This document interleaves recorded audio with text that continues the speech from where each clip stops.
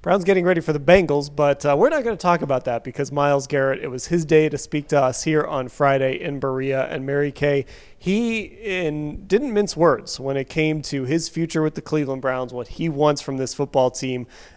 To sum it up, and of course we'll get into a little more of what he said, but to sum it up, he basically said, I'm not here for a rebuild. So Myles Garrett using this opportunity to send a message to the powers that be here in Berea.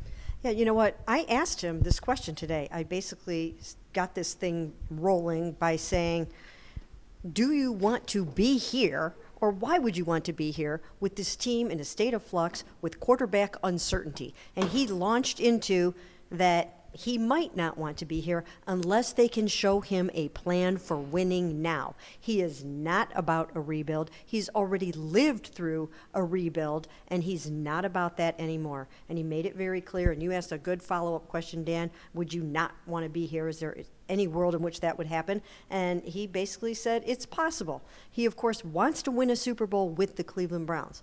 But if that isn't going to happen anytime soon, and they can't prove to him that they have a good, sound plan for the quarterback and other positions on this team, then absolutely yes, he will explore his options to go elsewhere. Yeah, Ashley, this is the best player on the football team. He's one of the highest paid players on the team. He is the face of the Cleveland Browns, one of the guys that gets the loudest ovations when he's introduced, all of that. So when he talks about things like this, it matters. And he made it clear that he wants to be a part of any planning going forward. He wants to know, what is the plan? Is it going to be some sort of long-term rebuild? And like Mary Kay said, if it is a long-term rebuild, he probably doesn't want to be a part of it. Yeah, and I think that's understandable. He's obviously, I think, now at the point in his career where he's closer to the end of his career than the beginning of his career. He, as Mary Kay said, was also here for the tail end of them trying to rebuild last time. And look where it's got them, quite honestly, right? Like 1 playoff win, 2 playoff appearances. It hasn't gotten them a Super Bowl. And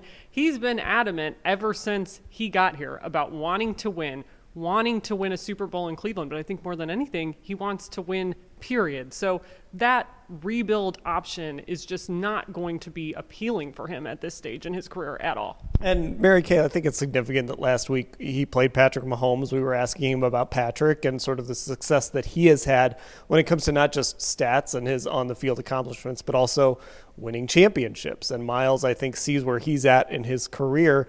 And you do wonder, listening to this, is this him almost putting the wheels in motion for something bigger this offseason, or was this him simply sending a message?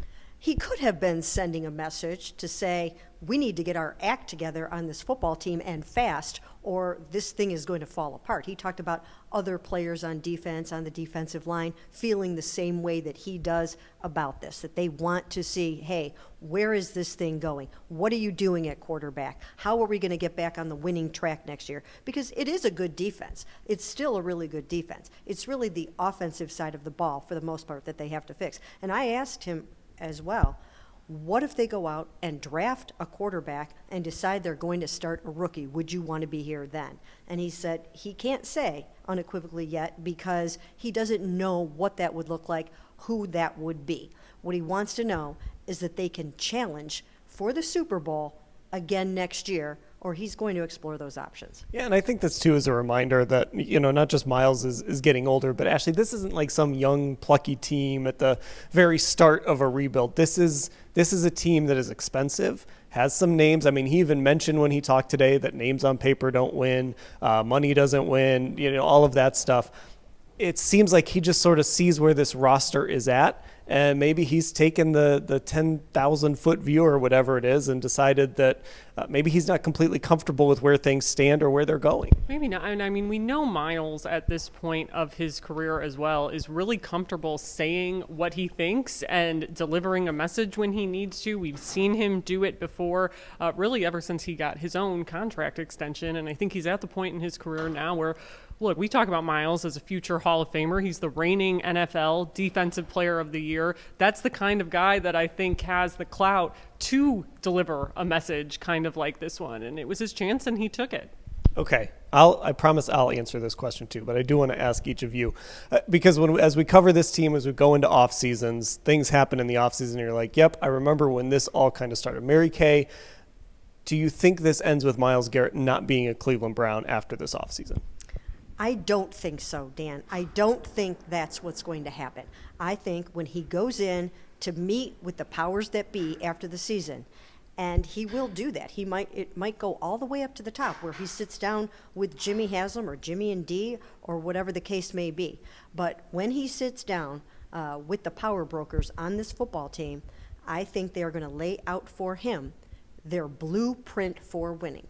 I think that they firmly believe that if they solve the quarterback problem in the same way that the Pittsburgh Steelers did this year by going out and getting Russell Wilson, if they can show him we have a quarterback that's going to come in here and win football games right away and then add some of the other pieces that they need, then I think he'll be okay with that.